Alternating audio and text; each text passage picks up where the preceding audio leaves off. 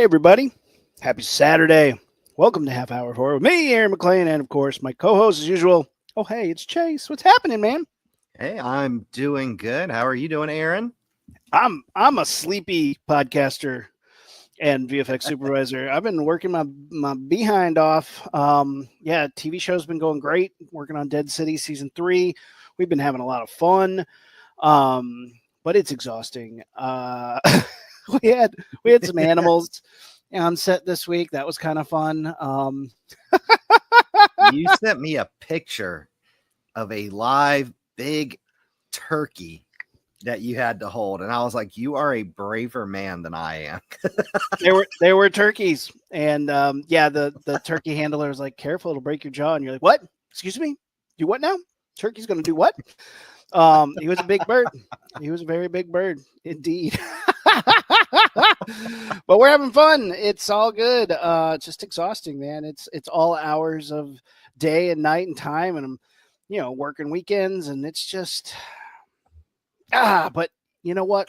We're not talking about work. We're talking about the fun stuff we do, which is watch horror movies, and it's Halloween season. Last week we kicked it off talking about our favorite movies that get us in that Halloween mood. This week I wanted to talk about something that is like so quintessentially Halloween. When you go to the store and you're looking for a Halloween decoration, you are going to see one of these.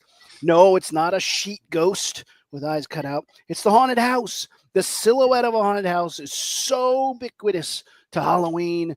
Haunted house movies just fit in the month of October, and it's a subgenre all in its right self. Have we ever done haunted house movies even when we were just doing Twitter streams? Not since I've been on the show. I know we've done so many topics, but I think haunted house, and there's been a few that we've kind of redone that we originally did on when we were on Twitter Spaces that we did kind of as a redo, kind of stuff we love to talk about, like Godzilla or Alien. Yeah. That we did a redo of. But yeah, haunted houses, since I've been a part of the show, we've never done an episode on just haunted houses. So this is going to be a fun one. This is going to be a fun one because, yeah, haunted house movies are very specific. It has to, the house is just as much a character as your main character, as your final girl, as your monster. And in some cases, the house is the monster. It has a lot of cliches. It has a lot of its own tropes, and I'm excited to get into it, man. So let's start it out. I am going to bring up probably what is the grandfather of all haunted houses movies. This one kind of set things off in the 70s. This is 1979's The Amityville Horror, starting off strong. This is, not only is it based on a true story, it is one of the basis for the Conjuring films. It is the intertwined in American folklore. But yeah, the Lutzes, George Lutz and his wife Kathy and their 3 children moved into a house nestled in the town of Amityville, Long Island, which is up in this parts of New England. And they get haunted, and then turns out there was murders in the house, real spooky, and they have to get out of there. It has spawned a million sequels and unofficial sequels and sequels in name only, and they all go downhill real fast. But how do you feel about the original, Chase? Yeah, the original is a classic. I haven't seen many of the sequels, unofficial sequels, spinoffs to the unofficial sequels. I have watched, we've had him on the show back when we were on X Spaces, Steve Rudinsky's Amityville Christmas Vacation, which was a parody. I have seen that one. Nice. But, Steve, yeah. I love Steve's movies. Those are so fun. But yeah, Amityville Horror is really a classic. It's kind of one of those that I think every horror fan should watch. Yeah. It is kind of set the basis for what a haunted house film should be. Like you said, based on a true story. Family moves in, spooky stuff starts happening. It turns out the family that lived before them, I think it was like the father or like an older brother, the older brother, yeah, had a moment of psychosis, murdered the entire family. I think he unalived himself. Yeah. on YouTube, so unalived himself. So yeah, but yeah, it's honestly a classic. It's one that I probably should watch more often. I've seen this maybe about 3 or 4 times my entire life. There is an unfortunate remake that I have seen with Ryan Reynolds. With Ryan Reynolds. It's pretty bad. The movie was bad, but it was the first time I went, oh, Ryan Reynolds he can act. Oh, it wasn't just him being silly. It was him being very serious. And Yeah. I give him credit for carrying that movie. That movie wasn't good. The original is a classic, but it's also very unsatisfying because what really happened is the family goes, that's enough of that, hopped in the car and drove away. Like, so that's what happens at the end of the movie, which is never a satisfying ending when you've built up all this stuff. They don't fight a demon. It doesn't get exorcised. Nothing, the fake Warrens don't show up to get rid of the ghosts. It's very much like a bunch of creepy things happen. Flies and the walls are bleeding and the house is talking. And they, after about an hour, they're like, well, that's enough of this. And they GTFO. And that, I don't know, it just always rubs me the wrong way how it's like, man, you have all this cool stuff happening, but no resolution. And that's just how it actually happened, I guess, for whatever the case may be, but it doesn't make for a fun ending to a movie. Now you see why the Conjuring films, which are haunted houses films, which we did talk about a couple weeks ago with Jenna from the Craft Witch. Yeah. You kind of see why they exaggerated pretty much every in that film. There's a reason why they have to fictionalize it, because otherwise it's just like, and they get in the car and drove away. Just the Warrens show up. Yep, your house is haunted. Then they just drive off. We'll see you at the book signings. What do you got? I'm gonna throw you a little curveball. Not necessarily. I love a chase curveball. Not necessarily anything dark or menacing. Something more fun. Beetlejuice. Yeah, classic. So good. Great. And really a great turning the haunted house on its head, dealing with hauntings, dealing with ghosts. The Dietzes move into this house and it's already being haunted by 2 people who owned the house previously, and madcap fun ensues. And I just love the premise of this movie. The original is so good. I am going to be honest, I didn't see the sequel. It's okay. It's fine. It's fine. It's fun. It's fun. I mean, it's fun. Gore, I think it's one of those. This is such a classic, state of the art visual effects, and this was a lot of it was not like CGI like we see a lot of now. A lot of it was practical. We got a lot of stop motion animation, which looks incredible. But yeah, this one you got Michael Keaton as Beetlejuice, who is trying to scare, who the family who lived in the house before the Dietz, who died, summoned him to try to scare the Dietz. You got Winona Ryder as Lydia, who is great. I love Winona Ryder and anything. But yeah, the sequel that came out last year, I mean, it was fine. I appreciate that they tried to do as much practically and with stop motion as possible. A lot of the characters like Lydia just didn't feel like Lydia. Like a lot of her personality, she felt like more, and I hate to make this comparison, like, because she's plays Joyce Byers and Stranger Things, but it just felt like Joyce Byers cosplaying as Lydia Dietz. And I know we're probably going to get a bunch of hate comments. Sorry, guys. That's just my opinion. It's subjective. But yeah, overall, I thought Beetlejuice was fine. Fun for a watch every here now and then, but just nothing compared to the original, because this is just so much fun, in your face, just wacky stuff happening nonstop all the time. Yeah, nonstop. But yeah, this is a frequent rewatch in my house a lot. I love this film. I agree that it's always fun to just throw on. I'm never having a bad time if I'm watching Beetlejuice. Like, it's if it comes on, I'm probably just going to sit down and watch it like through to the end. It's until I hear Deo, I'm locked in. The effects are so good. When they go to the underworld, it is such a just such a great vision, and the art design in it is so incredible. All that Tim Burton work is just a joy to watch. Yeah, that's a good pick. That's on my list as well. Nice. Let's see, what's another one? Okay, so this movie's bonkers. This movie, you probably recognize the cover. If you've seen it, it is a bright orange cat with the word house underneath. And we're talking about the Japanese film Hausu from 1977. It is a fever dream. It is tonally all over the place. Sometimes it feels like a soap opera. Sometimes it feels like a comedy. Sometimes it's just being so weird you can't even fathom what's going on. It's one of the first films to ever use digital effects. And this is rudimentary, like using digital cameras to record and then roughly composite things together. There are pianos that eat people. There are floating heads that bite butts. There is like flooding scenes and schoolgirls and just dismemberment hands that play pianos by themselves, a piano that eats people. It's just crazy. It is just absolutely bonkers, but as a visual feast, absolutely worth checking out. Great haunted house bizarreness. You ever seen this one?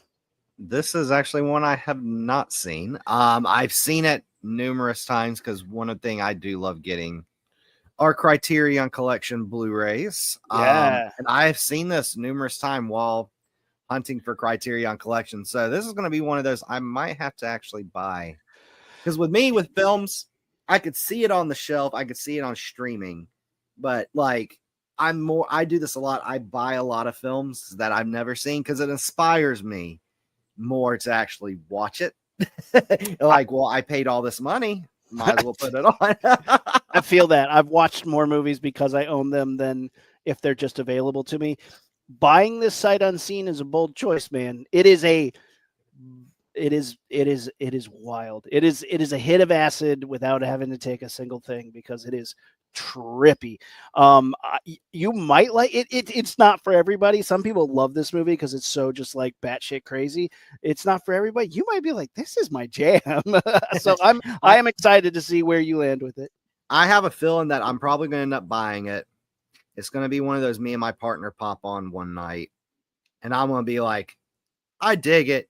My partner's going to go, I can't believe you paid $35 for this shit. Yeah, exactly. Yeah, it is one of those movies, or it might be the other way around. Like, I never know. It is not a litmus test because, there's certain movies like Beetlejuice. How you feel about Beetlejuice, a lot about somebody's taste. House, you have no idea. If somebody's like, I love House, I still don't know what you like about movies. I hate House. I get it. It's weird. The story makes no sense, but it cares about the visuals and the tone more than it cares about what's actually happening in the story. It is totally bananas, but I give it a lot of props for not caring at all, and I love some of the weird visuals. But yeah, it's also a cool one if you can see a screening of it, because it is how people react to it is just wild, because you're just like, I don't know what I'm supposed to be doing right now. Should I cheer? Should I be afraid? And you're like, both. Yeah, I'm going to have to check it out now. And you know what? For my next one, I'm going to throw you another curveball. Yes. Scary Movie 2. Wait, what? That's a good curveball. Scary Movie 2. It is, of course, we know the Scary Movie franchise parody. The first two were done by the Wayans brothers. The Wayans brothers are coming back for the next one. Mm-hmm.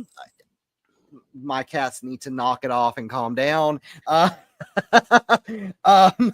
So yeah, Scary Movie 2. It's about a group of friends for a college study that go to a haunted house, and it parodies a lot of the haunted house films from around that time, like 13 Ghosts, The Haunting, Haunting of Hill House. Of course, you got Anna Faris, you got the Wayans brothers, who are always great. But yeah, this is a lot of fun. This is actually a constant watch. I especially love the first two Scary movies. To me, I think they're the funniest. I like Scary Movie 3 just because, it's more of like it's done by David Zucker, who did the Naked Gun movies. So And it's fun. It has a lot of Naked Gun humors, but like Scary Movie 1 and 2 has like a lot of the Wayans brothers raunchy comedy. And it's one of those movies that, like, I think people say, like, oh, it doesn't age well. And it's like, it was never supposed to. No. It was always meant to be raunchy, sleazy, cheesy, and having a good time. I mean, Chris Elliott with his strong hand. Strong hand. Like, oh God, the mashed potatoes. It just, yeah, we died. I mean, I saw those movies in high school and was just dying laughing. And when the Wayans brothers were involved, I thought the jokes were better when they started getting into a run where they were just making like not another disaster movie, or like, you know, they got pretty even more lowbrow somehow, but like these were still had comedy gold nestled in there. It's like, for me, like I said, I think when you had the first two, when you had the creative input of the Wayans brothers, because again, they're one of their whole family, but they're one of a kind talents. Like just their comedic timing, the way they can kind of go there, kind of be offensive, but not offensive enough to where it's like edgy, but it's like, oh, that's kind of funny. Like they figured it out.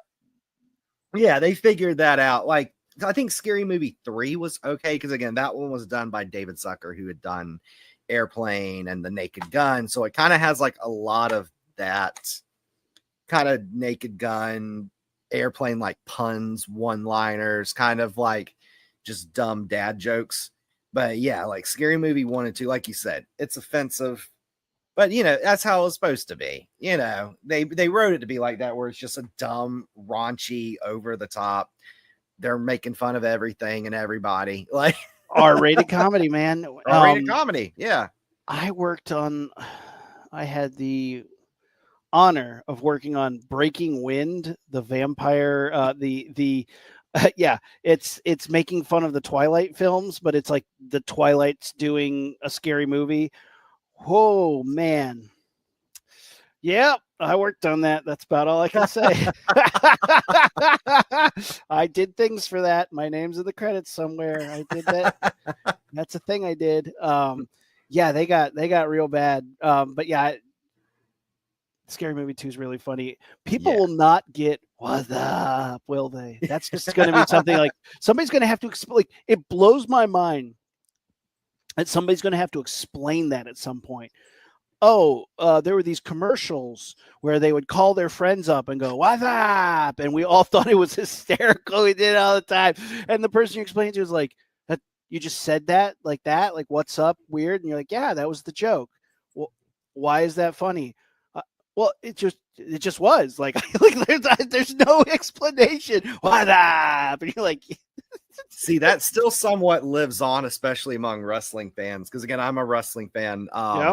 There is a tag team they're called the Dudley Boys. They're considered like to be the greatest, one of the greatest tag teams in professional wrestling. Okay. They have a move called the What's Up that's based on that, where Bubba Ray Dudley body slams his opponent, then grabs his opponent's legs, puts it like his legs in a V shape, goes, what's up? His tag team partner Devon gets on the top rope and does a high diving headbutt to his nards. So what's up indeed? That sounds painful. High-flying, painful, but amazing. Wow. Let's see, where can we go? The fans still do it 20 years later with them. They do the what's up every time they do it. See, they're keeping it alive. I think they're actually like, that's a rebrand for that joke. Let's see. Let's go with some good old 80s gooey rubber monsters. This is 1985's House. And another one I haven't seen that I need to add on my list. You gotta watch House, man. House is super fun. This is like great 80s rubber monsters, great rubber ghosts. Roger Cobb, a divorced horror novelist, comes to terms with the disappearance of his young son when he inherits an old mansion home to a malevolent supernatural residence. And it is great. We've all seen the cover Oh of yeah, it, the zombie hand ringing the doorbell. It is full of great makeups, really cool special effects, very practical, very creepy. And I just can't recommend it enough. If you guys like rubber horror and great 80s monster effects, check out House. House is great. The sequel, House 2, the second floor, is decent. Not as good as the first, but there's some great like Vietnam zombies in it that are cool. I mean, yeah, House is great. Gotta check see, out House. this is one of those that like there's moments every now and then where there's something that I feel like every horror fan has seen Mm-hmm. that I have yet to see, and I feel ashamed for saying I've not seen it. House is one of the House 1985's House, because I've seen it's like on every streaming service. Yeah. Like I see it all everywhere. I always see DVD and Blu-ray copies of it everywhere. And of course, like you said, the iconic hand point. Thank you. I got a prop for later. Thank you. Yeah. So we'll save that for later. So yeah, it's one of those I'm gonna have to check out before the month's over, because again, I try to watch every year for the month of October. I try to watch every day. I try to watch a horror movie, whether it be a rewatch or new one. So this is going to be one I'm going to have to knock off my list this year. It's time, man. Yeah, there's a lot of like PTSD themes in this, which is he's a Vietnam vet, so there's a lot of like dealing with that in his mind, and it's just bonkers. A lot of Fred Decker doing the effects for the set pieces, and it's great. Yeah, definitely check this one out. This was a classic old VHS cover. This is like one that I remember seeing in the Blockbuster and just loving it for years. There's some creepy ghost kids in it too that like keep peeking out from behind doors, and you're like, what are those? It's like, yeah, creepy ghost kids. But they look like, yeah, you just gotta see it. Great rubber monsters. This is a fun one. I think you're gonna have a good time with it. Awesome. I'm gonna let you know when I do watch. I'm probably. I might actually knock it off my list tomorrow. Yeah, I might actually get that done. Steve Miner directed this, and he did H2O, Lake Placid, Friday the 13th, Part 3. Part like 2. Yeah, and Part 2. You're right, both. Yeah. So it's a good one. All right, I'm gonna check that out. All right, next one is one that when I was looking up haunted house horror movies to kind of watch, I saw it on there, and I first thought, is it really a haunted house movie? Because when I think of this one, I think of more serial killer horror, which I know we've done. Yeah. 2022's The Black Phone. I saw this listed as a haunted house movie. I want to kind of discuss how it could be a haunted house movie, because I always think of it as a somewhat supernatural serial killer film. This is actually a really good point. He So made it a haunted house movie because his house is haunted. Yeah, so for those who haven't seen it, I'm not going to give too much away. I'm just going to give you the basic spoiler. It is so it stars Ethan Hawke. He plays a man who goes by the nickname of the Grabber, who is a serial killer who kidnaps young boys and keeps them, and they're locked up in their basement for days before he murders them. So he kidnaps a young boy named Finney. Finney is trapped in his basement, and he keeps hearing phone calls from this black phone, hence the title. And it's ghosts of the boys that he killed, giving him advice how to escape, how to fight back, what to do, what not to do. But yeah, I love this movie. So yeah, I'm just wondering, are the spirits of the boys trapped inside the house, and they're the only way they can communicate through the phone, or is it some kind of they're going through the afterlife and communicating? That's the thing. I think you found a hidden haunted house movie, man, because it's not just a ghost film.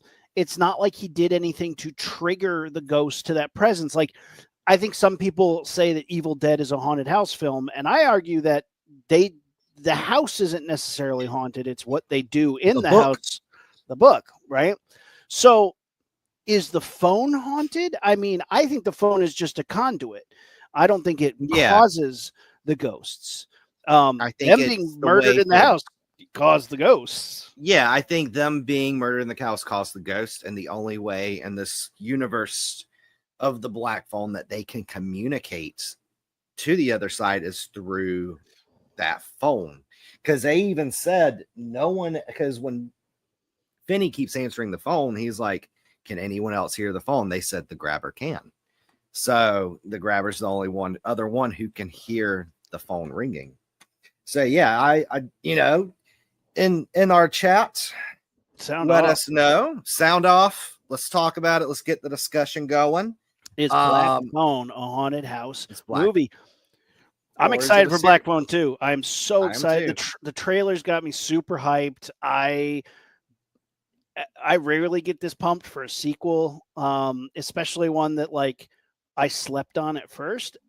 Black Phone was great, and I am excited to see where they go with it. But yeah, I'll give it haunted house status. Why not? I don't think it falls into a lot of the tropes and pitfalls, which is to its benefit that a lot of haunted house movies are. Because like, here's what I will say: it's it where it could be where we could play devil's advocate is the house isn't really a character.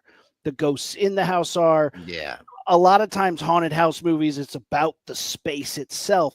But I mean, he's in the basement the whole time. So I could argue, yes, it is a haunted house movie. Because the kind of basement and the phone in the basement is kind of its own characters in the film. So I don't know. Like I said, everyone in the live chat, just sound off. Just let us know. Do you think it's a haunted house movie? I'm gonna have fun. As you know, tonight we are pre-recorded. Sorry. So sorry guys, but I'm gonna be in the live chat, so I'm gonna be chatting with y'all. And they're chatting right now as you're watching this. So how are you doing that? How am I doing it? Black phone magic. It's Black Phone magic. Yeah, let us know. That's pretty astute. I like that when you can recategorize a movie and you didn't think about it like that. Yeah, I saw it listed as a haunted house film, and I'm like, let me ask Aaron when we talk about this. Good find. I like that. So the next one I'm going to talk about was one of my favorite films of 2020, the pandemic times, the dark times of our more recent years. So this came out on Netflix, and it came out in 2020, directed by Remy Weekes, and it's a film called His House. And it's about Sudanese refugees moving to London after escaping war-torn South Sudan. And they're in an English town, and they're given a tenement house to live in. It's a shitty, really shitty home, like apartment building. And they say you have to take care of it. Prove to us that you can take care of it, and we'll let you have to get a job, prove to us you can take care of this house, and we'll let you move into society. And stuff starts happening. There's people in the walls, there's voices of children, fruit rolling down the hall at you from nowhere, and you start realizing that they've seen some shit. They've seen some evil things. It's a a man and his wife, and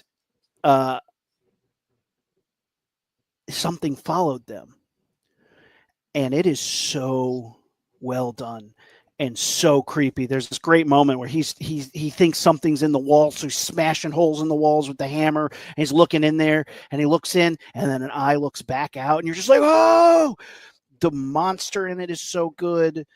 The gravity of their acting is incredible. I was blown away by this movie. I don't think because it came out in 2020, so I don't think anybody like knew what was up. The acting's incredible. One of the people you will recognize in it is Matt Smith, who obviously is he's in Marvel a lot, but he was one of the Doctor Who's. I was going to say Doctor Who, yeah. Yeah, he's in it, and it's just great. I don't know how to pronounce this woman's name. Wonmi Mosaku. She was in Sinners. She played one of the main characters in Sinners.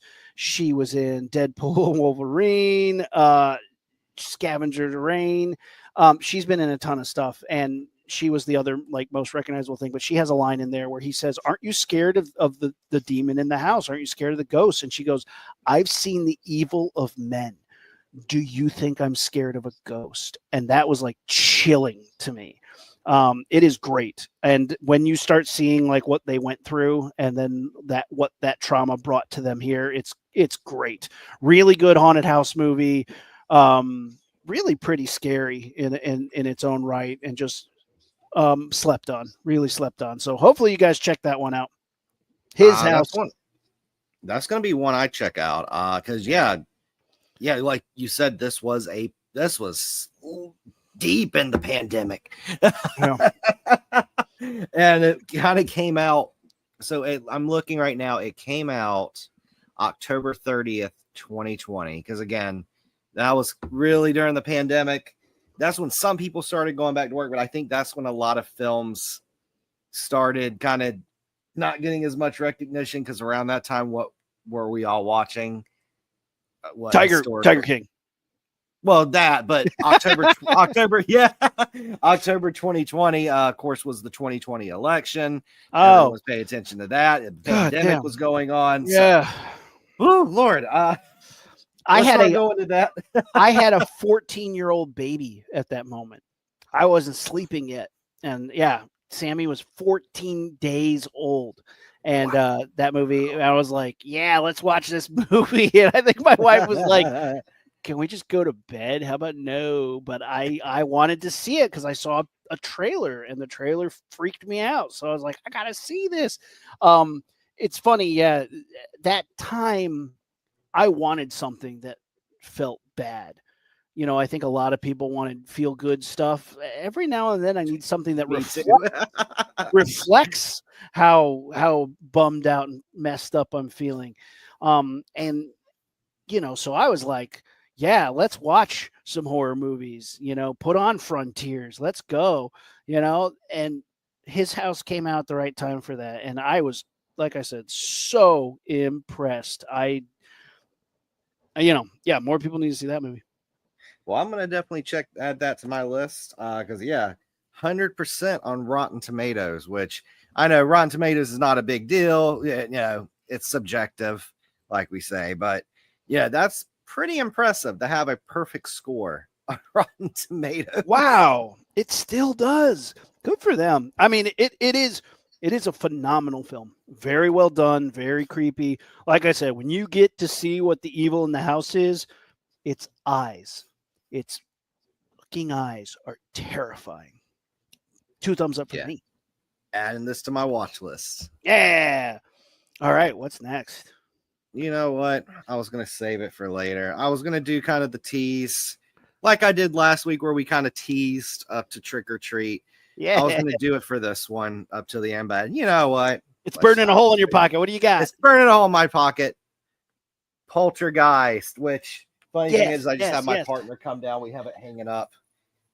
I just got it, Aaron. It's something you held. You had on your Instagram story when you went to San Diego Comic-Con. Yeah. Ah. Oh God. Oh, he's so terrifying. It is one of the worst clowns in movie history. Like scarier than Pennywise, in my opinion. That clown. Oh, this is one of the best. That little boy rightfully put a blanket over him when he was trying to sleep. Yeah, I would do the same. Oh, that is great. He's got real gangly arms, and he's terrifying. That Poltergeist is one of those rare movies that is like, man, that's a perfect throw on for Halloween. And I love it. It's so scary. It's got such great effects. It's got so much going on. I want to hear your thoughts on it, and then I want to tell the scene that I think is missing. Yeah, so again, this to me is one of those people who I know who do not like horror, will not watch horror or anything. They love Poltergeist. Horror fans, they love Poltergeist. This is just one of those kind of quintessential, like when you talk about quintessential horror movies that everybody's seen, whether it be, you know, non-horror fans, like, you know, you talk about The Exorcist, or everyone's watched that once. Same with Halloween, everyone's watched that once. I think Poltergeist is kind of up there, that everyone's watched that once. And it was kind of at the height of Tobe Hooper, because again, he had Texas Chainsaw Massacre, Funhouse, then Poltergeist, like just back to back to back bangers. And yeah, I know also a lot of creative input from Steven Spielberg. Yeah. But yeah, this movie's great. It's spooky. It's scary. The special effects and the ghost all look incredible. Performances are great. You got Craig T. Nelson, who I love Craig T. Nelson. The come to the light, that the little lady, she's great. Zelda Rubinstein. Yeah. Yeah, she's phenomenal. So good. It is such a good movie. Every time I watch it, there's something I find that I love about it. It builds and builds and builds. It's one of the best, like, examples of how you start with a chair moves, and then at the end your zombies are coming out of the pool. You know, it's like corpses popping up in the pool. Like, it's incredible. The effects are so good. This is ILM doing some of their best work. And just the characters, it's so scary. As a parent, it freaks you out. If you're not a parent, you're still like, God damn, I hope that little girl's okay. It is slimy, practical effects, so creepy. It did what Amityville Horror, you want Amityville Horror to do. It did it. Yeah. It pulled it off. The house folds up into a tiny little ball and disappears.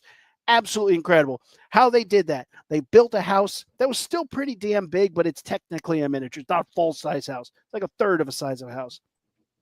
The inside is all rigged with wires that suck down into the floor. It's on a stage, and then they comp it into that where that house is supposed to be. And when they yell action, they yank it, and it would fold down into the hole. And that's brilliant. That's so brilliant. That's awesome. Because yeah, even the end, like you said, when the house folds, it's absolutely incredible. I have not seen the sequels. I've heard the sequels are absolutely terrible, unfortunately. The second one has a good creepy character. Like, it's worth watching just for the creepiness of one guy. But that's about it. There's a scene in the first one, though, that I want to bring up. So they're in their house, and Craig T. Nelson and Jo Beth Williams are in bed, and they're talking to each other. And while she's talking to him, she has a cigar box open, and she's rolling a joint. And they're talking about it. And then they go, I wonder if the neighbors are having the same problem. So then the next scene, they're talking to their neighbor, and they're like slapping, they're like itching they're like they have mosquito bites, and they're obviously high as shit. And their neighbors are like, no, I haven't noticed anything. But it's like, you missed the scene where they smoked that joint she rolled, but they are obviously super high. Like, he keeps slapping giggling and yeah, he keeps slapping at imaginary mosquitoes, which apparently was supposed to be a scene that they had that was like, he gets bit by mosquitoes that he can't see, and they got rid of it because it didn't make any sense. There's a lot of weird stuff that they cut out of the movie or didn't film that, like, you're lucky that it makes sense. But it's like, I always laugh at that part because I'm like, wait a second, we missed a scene. They are high as hell, and their neighbor, he knows. He's like, nope, I haven't had any problems. I haven't seen anything weird. And they're like, you sure your TV hasn't been turning on at night? He's like, no. All right, gotta go. It always cracks me up. Yeah, what great performances. Obviously, like, if you go research like what happened to all the people who are in this movie, it's really tragic and kind of freaky. Yeah, cursed movie status. Of course, I know you have. Let me get up the. I mean, yeah, a lot of bad things happen to a lot of people in this movie. It's kind of freaky. I know specifically You have, let me look at her name. Dominique Dunn, who Dominique Dunn, of course, was murdered by her boyfriend. I think, what was it, like the next year after this came out? While they were filming the movie, before it was released, like just before the premiere, they were having a funeral for this woman. That's sad. Yeah, she was murdered by her boyfriend. I think he would get out of jail. Like, I think he got out of jail, from what I understand. I think they gave him manslaughter or something. I might be wrong. Of course, Heather O'Rourke, who the little girl, yeah, she passed away when she was like 11. Yeah, from I think an intestinal issue. It's very tragic, and they said that supposedly if you watch Poltergeist 3, they said she was on some medication that they were giving her for her illness, which would eventually cause her untimely death. And they said one of the signs is swollen, puffy cheeks. And they said if you watch the third one, you can see where her face is swollen looking. And that's one reason I won't watch the third one. Such a bummer, man. Yeah. Let's bring it back up. Let's talk about another movie. Poltergeist is great, though. This is one that I watch every year. Have you seen the remake? Once. I did not. Should I?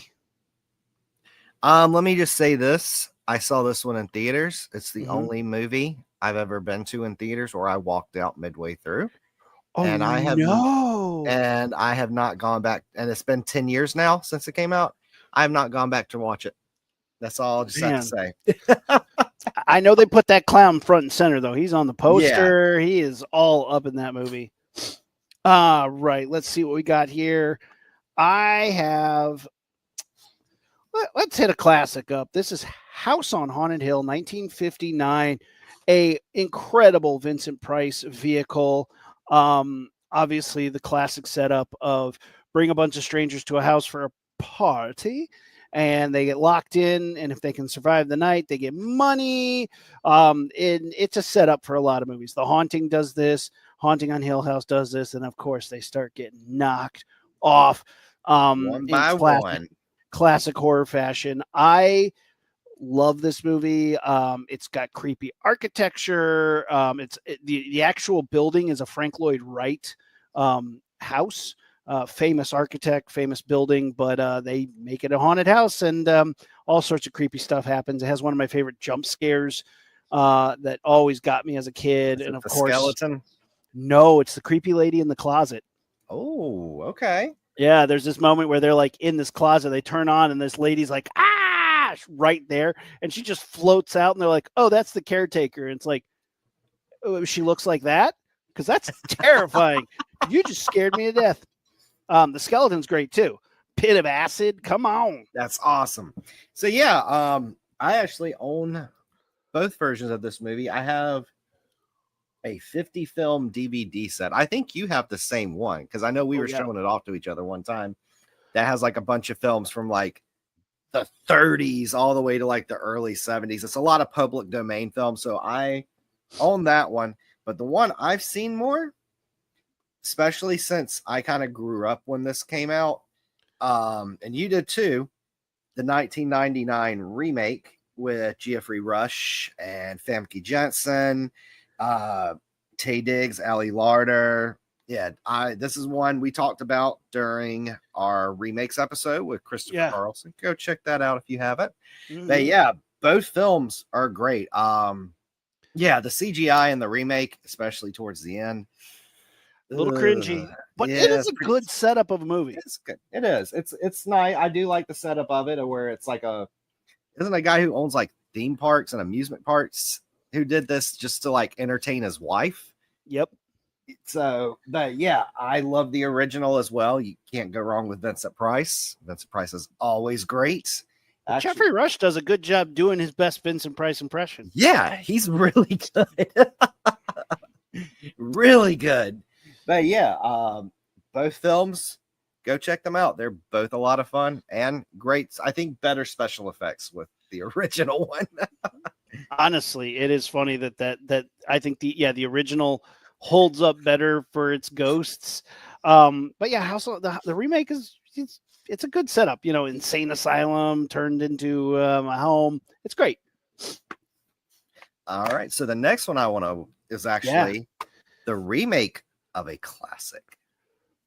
It is, and something you're a little familiar with, 13 Ghosts from 2001. I had this, 2001. 2001. I have this one and the original from 1960 as well. And yes, So I've not seen the one from 1960, but I do. This is a pretty often rewatch. I love this one. So yeah, it's fun. about a struggling widowed father and his 2 children who inherit a glass house a glass mansion that they get to live in. The only thing is, the previous owner has 13 ghosts hidden in the basement in cages. And then when they trigger the mechanisms, the ghosts get let loose and all hell breaks loose. Tony Shalhoub, Matthew Lillard, Shannon Elizabeth, really fun. Rod Digga, F. Murray Abrams. Come on, this is a great cast. Yeah. It's so fun. Yeah, you get a lot of awesome ghost designs too. Genuinely scary. Yeah, it kind of creeped me out. I mean, I just recently rewatched this actually for our remake episode, and the designs hold up. Especially a lot of films around this time, the late 90s, early 2000s, especially the haunted films, like the ghost films, like we mentioned with House on Haunted Hill.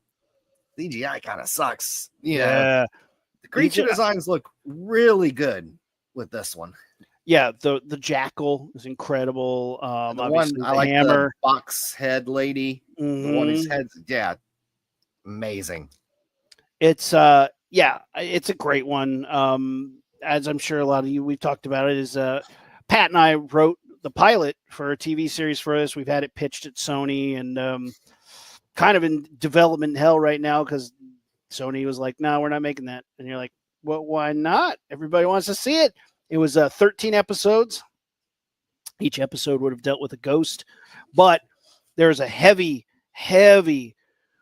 focus on Uncle Cyrus, who built the machine and built the house. And so like you'd be following the history of Uncle Cyrus as a young man, as he's discovering how to build the Basilius machine and the power and magic of the Dark Zodiac. The family would be the modern time, exploring the house, discovering the dangers, and then you'd have flashbacks to the ghosts and their story. And it was a really cool pilot. We were really proud of it, and we thought the series would be amazing. But like, it would basically go through 11 episodes, pardon me, and then 12 and 13. Pardon me, I'm going to sneeze again. 12 and 13 was going to be basically what the movie was, which was like everything's in lockdown, all the ghosts are freed. It's absolutely crazy bedlam. Ghosts are killing everybody. It's gonna be great. But you know what? If you never know, if it had gotten picked up, and it could have been cool, and it got ready for it could have been cool as to see it as an anthology. I would have loved to see it. Exactly. I still want to see it. Sony. Yeah, we're never gonna. It's one of those things. I'll never let it die. But you know, once somebody says that they're not starting on that project or they're not touching that project, it's like it's really hard to get them to change their mind. But like, look, sometimes it took South Park 9 years to get off the ground, and it's been running 19 now. So, you know, Tribe is pushing 30 actually. Oh God, I'm so old. Well, also look at one of the biggest shows in television right now, actually getting ready to come to an end, Stranger Things. Yeah. You know, you read the story, like just about every network they pitched, you know, the Duffer Brothers pitched that to, turned it down. Just Netflix gave them a chance. It's really hard to get something that you don't own off the ground either, because you have to get multiple parties to say yes. And Dark Castle, who owns part of the rights, they did the original William Castle 13 Ghosts from the 60s. Dark Castle loved it. They were like, this is great. And they got us in the room with Sony, and Sony they're holding all the cards and like, we're not doing horror projects right now. And you're like, what? Why not? Horror's hot right now, Sony. Come on. Yeah. But horror raking in money. Didn't you see how much Conjuring made? Right. And like Haunting of Hill House, Haunting of Bly Manor, great haunted house movies, TV shows, I guess, to be fair. So yeah, I don't know. We'll see. We'll come back Knock every on couple of years and wood. see what happens. Knock on wood, crossing fingers. Yeah, man. All right, what's Aaron, another you good got? one? Oh, I'm going to hit you with this is a great entryway horror and a fun haunted house, but 1995's Casper. I have this too. Yeah, I love this movie. Christina Ricci, you got Devon Sawa. Yeah, this is fun to put on for the kids. Yeah, just celebrated its 30th anniversary, which just recently put back in theaters a couple weeks ago. Yeah, which I didn't get to see. I'm pretty sure I probably saw it during its original theatrical run when I was a kid 30 years ago. God damn, I'm getting old. it's a good movie though. It's so fun. Yeah. This one is a lot of fun. Yeah, really any Casper project. I mean, but yeah, this one especially I think is kind of the quintessential one to check out. And like you said, it's kind of a good entryway because again, it's not scary enough to where you're kind of fearful of showing a child. It's fun. It's because it's more of comedy. It's silly ghosts. You could show this to your kid and kind of get them interested in horror. I mean, I think this is probably one of the reasons why I am today. Right. It was funny because my wife and I were both saying how I had a big crush on Christina Ricci, and she was like, "That's funny. I had a big crush on Devon Sawa." And it's like, whoa. Yeah, we both really like this movie, and like it's groundbreaking visual effects. Is the first time you have like a full on CGI character. It's pretty groundbreaking how they did it, and I was always really impressed with it. I thought the movie was touching. Has one of my favorite cameos when Dan Aykroyd, "Who are you gonna call?" Somebody else. Somebody else. Yeah, so good. Yeah, this is a fun one. And the house is cool. Like it's a really good, creepy Victorian mansion. Classic haunted house stuff. Yeah, again, it's fun. Show this to the kids. Guaranteed to get a future horror fan. Right. And again, like you said, the CGI ghosts, they hold up. Yeah. Especially 30 years later, they still look good. Really impressive for what it is. All right. So my next one is actually 5 movies. It's a film series. Insidious. Oh my. Yes. I love the first one, and that's all I can say. The first one is a great haunted house movie. Where should I go from there? Is it worth going down the rabbit hole? So here's my thing. I've only seen the first, second, third, and fifth.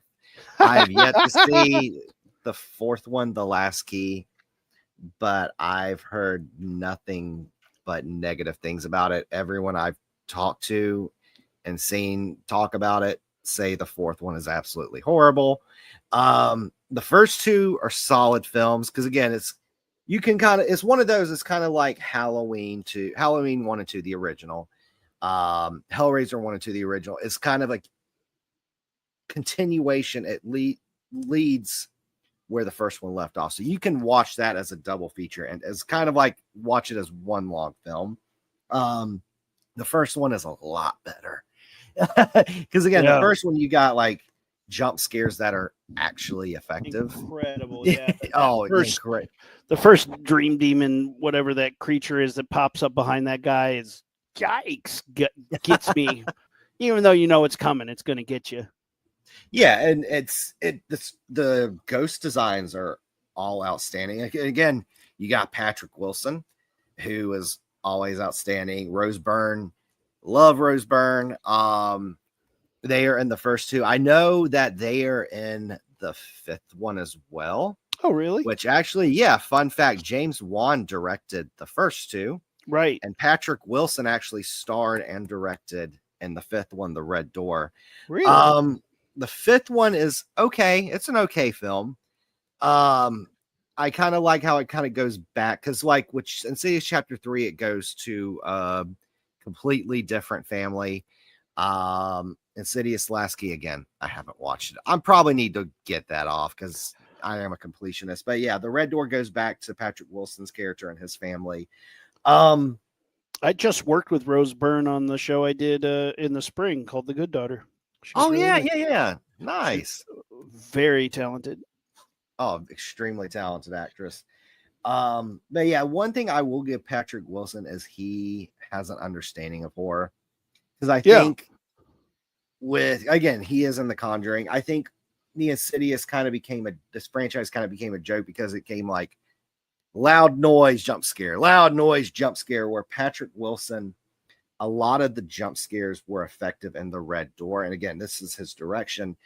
It's not blah, like all of a sudden out of nowhere. It's leading to it. It's like kind of that red herring, like, oh, do you think this is going to pop out here? No, it doesn't. And it's like all quiet. And it's like drags on for 5 minutes before you get to that scare. And that's where I give Patrick Wilson credit because he kind of knows how to build up dread.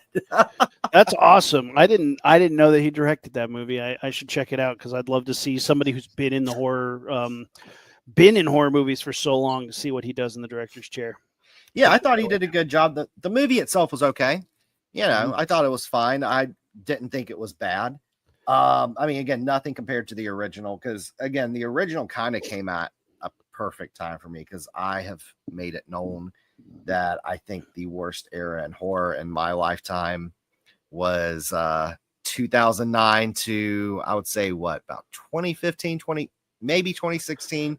The found footage craze. Found footage craze is right in there. Yeah. And it was just one of that era where every film that came out around that era, it was just like, I'm not against the media of found footage. Again, we just had a great film come out last week.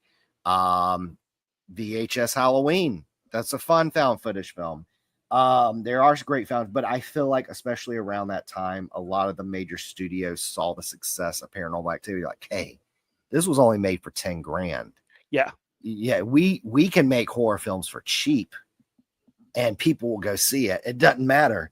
We're going to make a profit. And it's just kind of where they focused on the median and being cheap rather than making a great story. And Insidious, I think, came out and kind of showed, hey, you can make a great horror film, make it scary, make it compelling, make it under a modest budget, and people will go see it. And I think that was thankfully, starting where people were starting like, okay, we don't want any more found footage. We want more stuff like this. Yeah, I think Insidious did sort of shake that, shake the grip that found footage had on the industry. And it brought monsters back. And it was good stuff. I'm going to hit you with a Guillermo del Toro. He does some good haunted house movies, but the one that I really like, this is 2001's The Devil's Backbone. 1939, last days of the Spanish Civil War. So it's a period piece. The young Carlos arrives at the Santa Lucia orphanage where he will make friends and enemies as he follows the quiet footsteps of a mysterious presence eager for revenge. It is very atmospheric, very creepy little ghost boy with like blood ectoplasm that floats from his head. The whole time there's a bomb that didn't detonate that's landed in the middle of the orphanage. That's just such a creepy set piece. Really good movie. Just a really good movie. Guillermo del Toro, it's one of his earlier films, but he had a budget for this. Was really it an American production or a Mexican production? No, this is all in Spanish. Okay. Yeah, this is a Mexican production. It's got the guy from Kronos in it. If you guys had ever seen his first film, Kronos, it has the main character from that in this movie as well. It's just phenomenally atmospheric. The ghost is creepy as hell. Orphanages are creepy. He produced a movie called The Orphanage a few years later that, in the same vein, it's like creepy dead kids are creepy, man. What can you say? This is one I'm going to have to check out because I'm actually been wanting to get more into Guillermo del Toro's work, especially because I just watched The Shape of Water. Yeah. For the first time a few weeks ago. What'd you think? Oh my God. Yeah, it's pretty wild, right? What a picture. As Al Pacino said, what a picture. What a picture. I mean, there's a reason it won all the awards. incredible acting, awesome creature suit design. Just wow. Just wow. Yeah. So yeah, this is one. As soon as you said Guillermo del Toro, I was like, oh. So Yeah. you just gave me one I need to watch. He also did a movie called Crimson Peak, which I didn't love, but it has really cool ghosts in it. It's a good haunted house movie. Yeah. Yeah, I'm gonna have to check Crimson Peak out too. Crimson Peak. I don't want I've to heard- spoil it if you haven't seen it. It's got really good ghosts, but if you're going to make a ghost story, I want the ghost to do something or to be a part of the story. And let's just put it this way. Have you ever heard the theory about Indiana Jones, the first Indiana Jones film, that if you take out Indiana Jones, the same movie happens because all Indiana Jones gets in the way? The bad guys would find the Ark. They would take it to the island. They would open it. They would all die. He doesn't do anything except get in the way of them doing that. And Crimson Peak, I joke that it suffers from the Indiana Jones syndromes where the ghosts are Indiana Jones. Yeah, But really cool I've ghosts. heard very divisive things about it. Yeah. But it also feels like it's a bridge. Like if it was a movie that was way longer, it feels like you're watching a movie based on a book that's like thousands of pages long and they had to get it into 1 hour. And you're like, all right. So I feel like there's certain things missing, but like, man, the ghosts are cool. He knows how to do a good ghost and build that atmosphere. But if you want to see a really good one, Devil's Backbone is just incredibly atmospheric and really, really creepy. Yeah, good stuff. I think Guillermo del Toro is like one of those ones. He's kind of one of the last that kind of knows the lost art of creating a great monster or a great creature in his films. Like he's kind of the last of his kind. Well, Frankenstein is starting screenings this month. I am so excited to see. I think this weekend Frankenstein is going to start airing in theaters. Next weekend, and there's a locally owned art house theater in my city. They're not getting it till the week after that. Yeah. So I will be seeing that on the 24th. That's so when excited. I think I'm going to go see that then as well. Yeah, I'm really excited for Frankenstein. He's been trying to make this movie for years. And the fact is Netflix is giving it a theatrical release. Like really cool. They never do that. They No. never do that. That's well, how can you say no to Guillermo del Toro? He's like everybody's favorite monster kid. Put that guy in a movie theater. The thing is, though, I think Netflix is kind of getting a little, because before they were like no physical releases, no theatrical releases. So maybe this is because I know they did a somewhat limited release for Glass Onion a couple years ago. So maybe this is them kind of testing the waters, because I know they've been doing some of their films physically through Criterion, which is great to see. So hopefully, I mean, if it's good enough, hopefully Criterion picks this up. I also think it's because they want to be considered for certain awards, and it has to be in theatrical for X amount of time. And I think they smell awards for this movie, which hell yeah, bring it.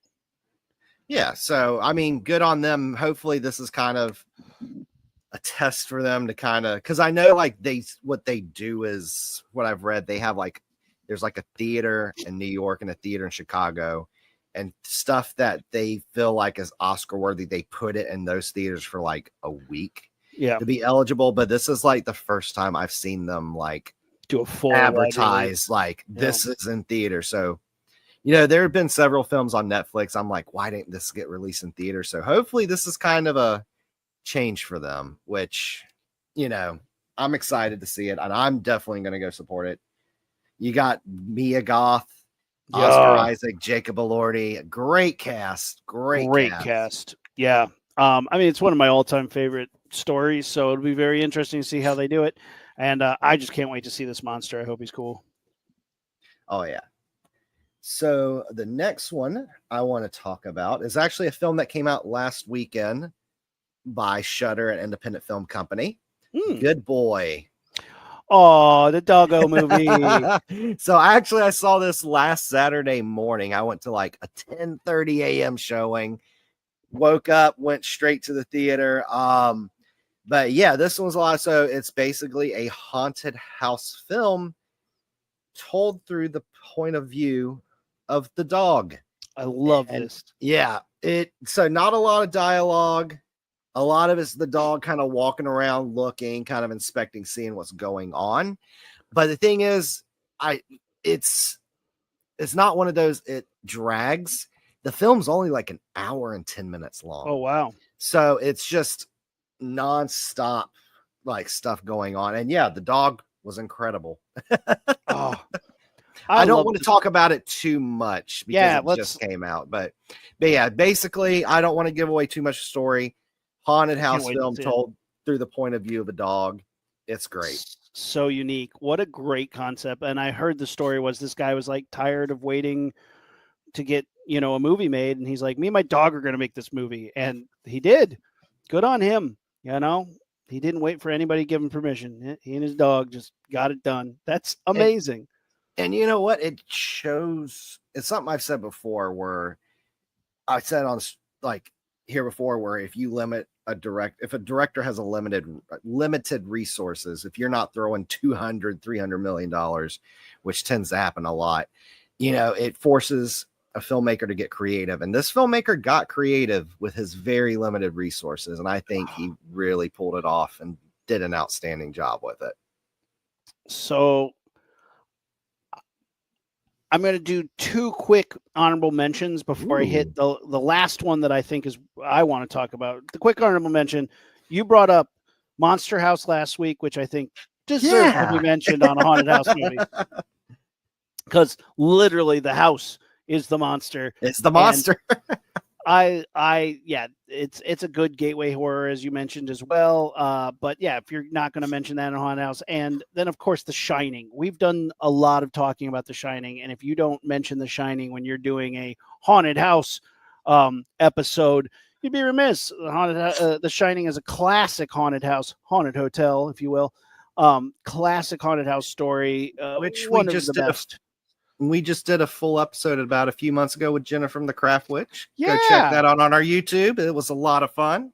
Absolutely. And she's rocking the carpet pattern on some of her products. Go check those out at the Craft Witch. Shout out. And yeah, how could you not talk about The Shining if you're gonna talk haunted houses? But we've done so much talking about The Shining. I wanted to bring this up, and you just watched this movie, so I want to hear your thoughts on it. This is a haunted house movie that I always tout as being one of the best haunted house movies. This is The Changeling. Yeah. So before we started recording, I like literally 20 minutes before we got on here, I actually just finished the film. Yeah. So first time watch. This is a Canadian production, but yeah, so far I thought a lot of it, because again, when you think of haunted houses, it's a lot of scares and creepy, like, blood, like weird stuff, blood coming from the wall. This is a very subdued, subdued haunted house film, because again, it's not blood shooting from the wall and eyes poking through the cracks and stuff. A lot of it is, again, it's just, you see a ball rolling. The guy's a piano teacher. Piano, couple keys will start going off. Like, it's just very subtle stuff. And then like towards the end, you get once he starts investigating and gets people involved, that's when the spooky stuff comes in. Yeah, this came out in 1980. George C. Scott moves to this creepy old mansion, and he is grieving. There's a lot of grief, but he's uncovering the secrets of the house. It is super subtle. Lights come on. Oh, who turned that light on? Let me investigate for 10 minutes. But I think it just throws all the what became cliches and all the things that we would know to be haunted house tropes. It's all here. The pianos, the creepy wheelchair in the attic, the balls rolling down the steps by themselves with nobody to play with. It comes from this movie, and it has the atmosphere. It is a very slow burn, but I think as a blueprint, this is a movie that did a lot of this stuff first that now everybody emulates when it comes to haunted house films. Yeah, because I mean, there's a lot of stuff like, again, stuff in Paranormal Activity where it just kind of starts off with like a door moving. I think The Changeling kind of started that because, again, it's not, again, like you said, where it's just blood shooting out and stuff. It's all very subtle stuff, and it just gets more intense as time goes on. And that's kind of how the film is. And that's, I see a lot of modern haunted house horror films, they kind of start with that. And George C. Scott is incredible. Yeah. He's always incredible. And this is actually, he's only ever been in 2 horror films. So what was the other one? This and The Exorcist 3, which he was outstanding in Exorcist 3. Yeah, Exorcist 3. Shout out to Exorcist 3. You know, that's that movie. I won't say it's as underrated as it used to be. I think a lot of people do tout as being like, love. Oh man, yeah, great movie. And then of course I love George C. Scott from Doctor Strangelove. That's probably my favorite. Obviously Patton. I mean, if you are a war film buff, George C. Scott's your man. Yeah, for sure. All right, so for my last one, I'm going to do some honorable mentions. Yeah. The Others with Nicole Kidman. Yes, very good. Slow burn. Good. It's Nicole Kidman. She's always great. House of the Devil, Ty West House of the Devil. Yeah. About a woman gets hired as a babysitting job during an eclipse, and it turns out she's in the middle of a satanic ritual. Yeah. So that's a good one. I like that. Yeah, this is a lot. It gets slept on a lot. One, actually, my last one I want to talk about. Not really. It's kind of, we should debate whether it's a haunted house film. Because again, it doesn't really have ghosts, but the house is a character. There's secrets in the house. 2022's Barbarian. Would you consider that a haunted house film? Oh, that's a tough one. Even though it's not really, there's no ghost. Well, yeah, I don't think it's a haunted house movie because it's not haunted yet. But that movie, that it's gonna be a haunted house. If there aren't ghosts there yet, that's the sequel we didn't see, because that house is full of trauma. It's a haunted house film in the making. How about that? It's a proto haunted house. It's like House of a Thousand Corpses, where it's like, yeah, it's not technically not ghosts yet, but if there aren't ghosts there within 5 years, I'm going to be really impressed. Yeah, it's kind of also like The Boy, which I don't know if you've seen that 2016's The Boy. Oh yeah, where it's kind of, where it's got, I mean, it's not where it kind of makes you think it's a haunted house film. It also kind of has like a evil doll movie, but of course the twist ending, it's not none of those. I love a good twist. Yeah, I don't know. Barbarian. Yeah, the house does have secret passageways. It's creepy as hell. But yeah, I do. The house is kind of its own character. Yeah, I think once they clean that place up, there'll definitely be some ghosts living there for a while, because that movie has trauma, and that is a key recipe for a haunted house is trauma that echoes in the halls even long after the people who live there are gone. Now, in your years of filmmaking and working in sets and stuff, have there ever been like where you guys used a house or like a home or a hotel where you felt like where it had kind of like a past where it was rumored it was haunted? Oh, yeah, we were in a haunted house. We were filming at Walking Dead season 11, and we were at a house that was a Civil War doctor's house, and he was dragged out and he was helping Northern soldiers escape the South, and they were injured, and he was hiding them in his house, and the soldiers came and found him hiding wounded Union soldiers, and they were dragged out in their backyard and shot. The injured soldiers and the doctor.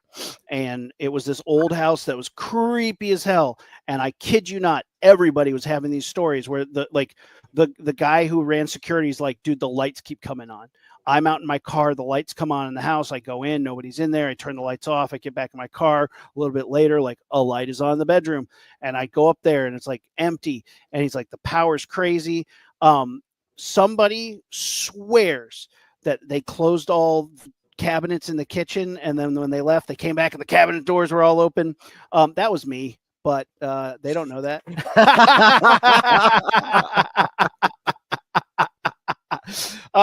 Yeah, once you know now they do. yeah, once somebody thinks a place is haunted, I'm like, oh yes, I'm creaking up all the doors. But I did not make the lights turn on and off. It was a really creepy place, and you definitely felt like this place could be haunted. Very, very creepy. The unnamed graveyard at the towel factory. We're filming at this abandoned towel factory from the 1800s, and it is creepy in its own right. But I'm looking it up because anytime I go to a place, I want to look it up. And they're like, there's an unnamed graveyard for all the people who died there, and nobody knew who they were. And you're like, what? And textile factories at the turn of the century were dangerous places, but you could also work there and nobody knows your name, and you die there and they just bury you there. And I was like, well, I got to go find this. So I marched into the woods down this little path and found like 20 graves. Like more than 10 people died at this at a textile factory, and no one knew who they were. That was so scary to me. Trying to think if there's anywhere else. The alligator leather factory had to have been haunted. That place sucked. Dead alligators smell so bad. Yeah. So it was this disgusting, shitty, rundown building where they made alligator leather belts, and they had all these tanning beds in the leaky basement with alligator corpses in there, just like straight up commercial tanning beds. And that's how they were tanning the leather of these rotting alligators, and then they would like take them inside and skin them and stuff. But it was just like gross, real gross. Oh. I think I have an idea for for Primordial Pictures' next film. Yeah, what's it called? Sequel to Ghost Shark, Ghost Gator. Ghost Gator. Yeah. Oh, with the tanning beds. Yeah, I'm sure they'd let me film there, but like the slurry of slothing alligator innards and liquids coming out of tanning beds and then running into this oh yeah, that smell will never leave me. I am haunted by that smell. They might not be ghosts of gators, but is the ghost of my stomach turning over and over again. That was terrifying. So yeah, we've shot in a lot of places that you're like, yeah, this yeah, if you told me this was haunted, I'd be like, yeah, that tracks. I believe you. I don't know if you ever had like a poltergeist experience where they were just saying like weird stuff, like crazy stuff happening, like stuff on the set of Poltergeist. Oh my gosh, nothing that bad. I mean, the Doctor House was pretty crazy. Like I said, everybody was having weird stories. And I think when we did our ghost hunting episode, I told the story of how we went to the most haunted hotel in Salem, and we stayed the night there, and we did Ouija boards, and we did, we had equipment, and we were going around, and we got one ghost voice. We were in the ballroom and we were asking questions, and when we went back later and replayed back and checked the different frequencies, we asked something like, what happened here? Speak to us. And a voice comes back and it goes, ballroom dancing. And it was like, that's like a ghost being sarcastic. Like, what happened here? He's like, duh, we danced. You're in the ballroom. We did dancing. What do you want? Like, are you going to go in the kitchen desk and ask if we ate food here? Like, like the ghost was like being cheeky. But it was really weird. Really, really weird. I don't know. Look, it didn't convince me one way or the other, but it did make me go, that is crazy weird. I have no explanations. If you wanted a bar next time and you just hear the voice, shit faced. Shit faced. Yeah. The ghost is just like, what other rooms you want to go into? God, these guys don't know what we did in the ballroom.